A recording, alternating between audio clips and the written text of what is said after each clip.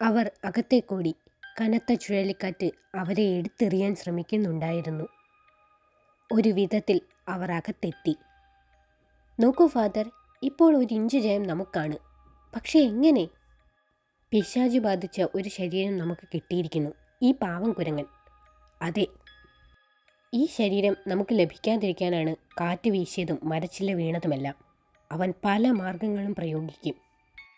ഈ കുരങ്ങനെ വെച്ച് ഇനി എന്തു ചെയ്യാനാണ് ഭാവം? പറയാം. പിശാചായി മാറിയ പ്രഭുവിൻ്റെ ഒരംശമാണ് ഈ കുരങ്ങനും. അതാണല്ലോ അവൻ നമ്മെ തടയാൻ ശ്രമിച്ചത്.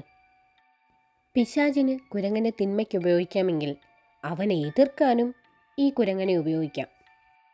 ഈ കുരങ്ങൻ്റെ മേൽ വിശുദ്ധ വസ്തുക്കൾ പുരട്ടണം. സുഗന്ധതൈലവും എണ്ണയും ഇവിടെയുണ്ട്. പക്ഷേ പുറത്തപ്പോൾ അപ്രതീക്ഷിതമായ ചില കാര്യങ്ങൾ സംഭവിക്കുന്നുണ്ടായിരുന്നു. അടുത്ത നിമിഷം ഛൽ!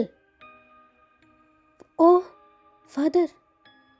പുറത്ത് മതിലിരിക്കുന്ന ഭീകരരൂപികളായ കുരങ്ങന്മാരാണ് കല്ലെറിയുന്നത്. ഇത്രയും കുരങ്ങന്മാരെ ഇതിനകം പിശാചു ബാധിച്ചോ?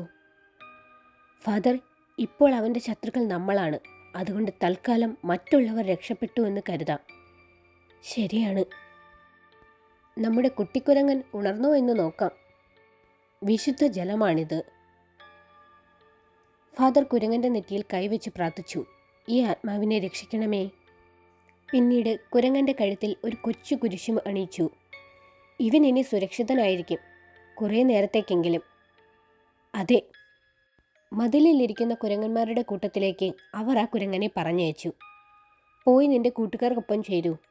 അവർക്ക് ഇതത്ര ഇഷ്ടമാകണമെന്നില്ല.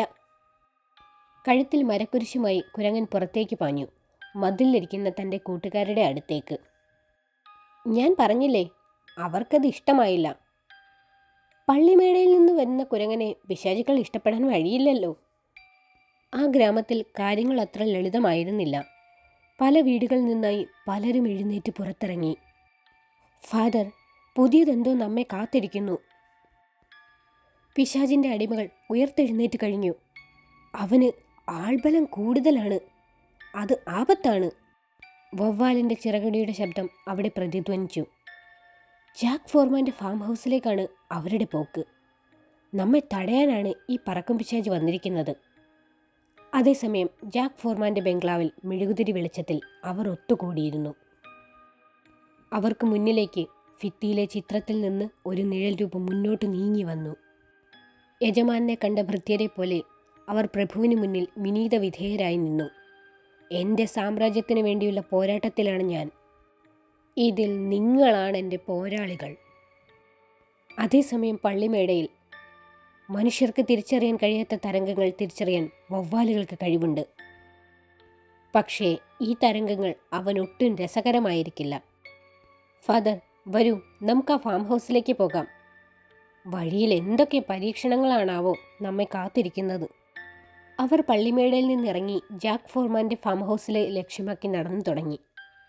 എന്തു വന്നാലും ധൈര്യം കൈവിടരുത് ഫാദർ. ദൈവം നമുക്കൊപ്പം ഉണ്ടെങ്കിൽ എന്തിനു ഭയം? എവിടെയോ ചെന്നായ്ക്കളുടെ ഓരിയിടൽ മുഴങ്ങി. നമ്മുടെ ഈ നടപ്പ് ചിലർക്ക് ഇഷ്ടമാകുന്നില്ല ഫാദർ. അതെ. പെട്ടെന്ന് അവർക്ക് മുന്നിൽ ഒരു രൂപം പ്രത്യക്ഷപ്പെട്ടു. അഴുകിയ ഒരു മനുഷ്യരൂപം. ഓ, അഴുകിയ മാംസത്തിൻ്റെ ദുർഗന്ധം. ഇയാളെ എനിക്കറിയാം. ഫാമിലെ തൊഴിലാളികളിൽ ഒരാൾ. എങ്കിൽ നാം വിചാരിച്ചതിലും ഗുരുതരമാണ് കാര്യങ്ങൾ.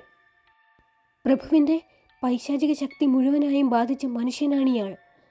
എന്നുവെച്ചാൽ രാത്രികളിൽ മാത്രമല്ല, പകലും ഇയാളൊരു പിശാചായിരിക്കും എന്നർത്ഥം.